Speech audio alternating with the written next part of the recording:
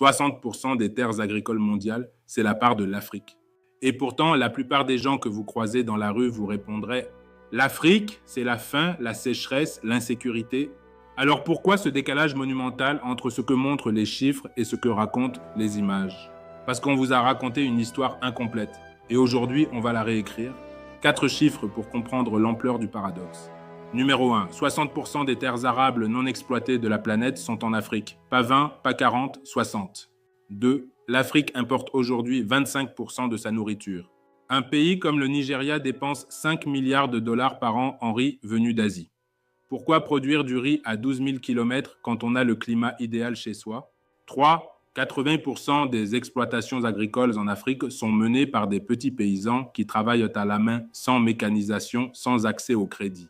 4. L'Afrique ne reçoit que 0,5% des investissements agricoles mondiaux. C'est 100 fois moins que l'Europe. Le sol est là, l'eau est là, les bras sont là, mais l'argent et l'attention, eux, sont ailleurs.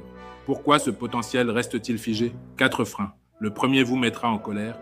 Frein numéro 1, l'accaparement des terres.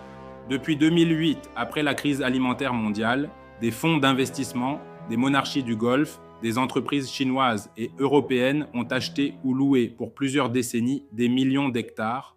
Au Mozambique, au Soudan du Sud, en RDC, des contrats signés dans l'ombre donnent le droit d'exploiter l'eau et le sol, sans transformation locale, sans emploi, sans valeur ajoutée. On appelle ça l'accaparement des terres. Dans les faits, une recolonisation agricole. On prend la matière première, on envoie le blé ou l'huile de palme ailleurs et on laisse la faim sur place. Frein numéro 2, le manque d'infrastructures. Pas de route pour sortir les récoltes, pas de chambres froides. En Afrique de l'Ouest, 40% des fruits et légumes pourrissent avant d'arriver au marché. Frein numéro 3, politiques agricoles invisibles. Peu de subventions, peu de recherche agronomique locale, peu de formation pour les paysans. Frein numéro 4, le récit international. Quand un média occidental parle d'agriculture africaine, c'est toujours sécheresse, criquet, famine, jamais innovation, jamais entrepreneuriat. Mais depuis 5 ans, quelque chose bouge. 3 pays montrent la voie. Le premier exemple est celui du Rwanda. Le Rwanda a fait le choix impopulaire, regrouper les lopins de terre pour créer des fermes de taille critique.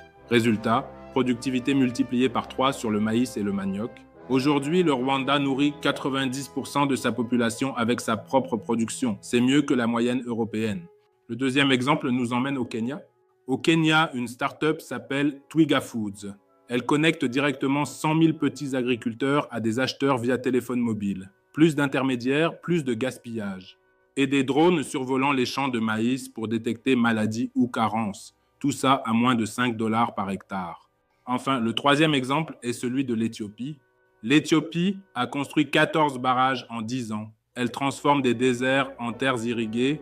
Le pays qui affamait le monde dans les années 80 exporte aujourd'hui du blé vers le Kenya et Djibouti. Ces 3 exemples ne sont pas des miracles. Ce sont des choix politiques, des investissements ciblés et un refus collectif de la fatalité. En 2050, l'Afrique comptera 2,5 milliards d'habitants. Un humain sur 4 sera africain. Si le continent continue d'importer 80% de sa nourriture, ce qu'il fait aujourd'hui pour le blé, le riz, l'huile, la facture atteindra 1 000 milliards de dollars par an. Une sangsue sur l'économie africaine. Mais si l'Afrique exploite ne serait-ce que 30% de ses terres disponibles avec des méthodes modernes, elle peut nourrir le monde. Pas seulement elle-même, le monde. La grande histoire qu'on ne vous raconte pas, c'est que l'Afrique a déjà tout pour sortir de la faim. Les sols, l'eau, le soleil, et surtout une génération de moins de 25 ans qui n'accepte plus le récit de l'impuissance. Alors la prochaine fois qu'on vous parle d'Afrique, demandez pourquoi on ne vous montre que les charniers et pas les champs, les famines et pas les fermes connectées, les murs et pas les greniers. Voici 3 phrases essentielles à retenir. Première, l'Afrique ne manque pas de terre, elle manque de regards qui voient. Deuxième, le changement ne viendra pas d'un sauveur extérieur mais d'un agriculteur équipé. Troisième, si vous voulez comprendre le monde de 2050, regardez ce qui pousse en Afrique aujourd'hui. Je vous laisse avec ça. Partagez cette vidéo si vous pensez que ce récit mérite d'exister et abonnez-vous pour la suite.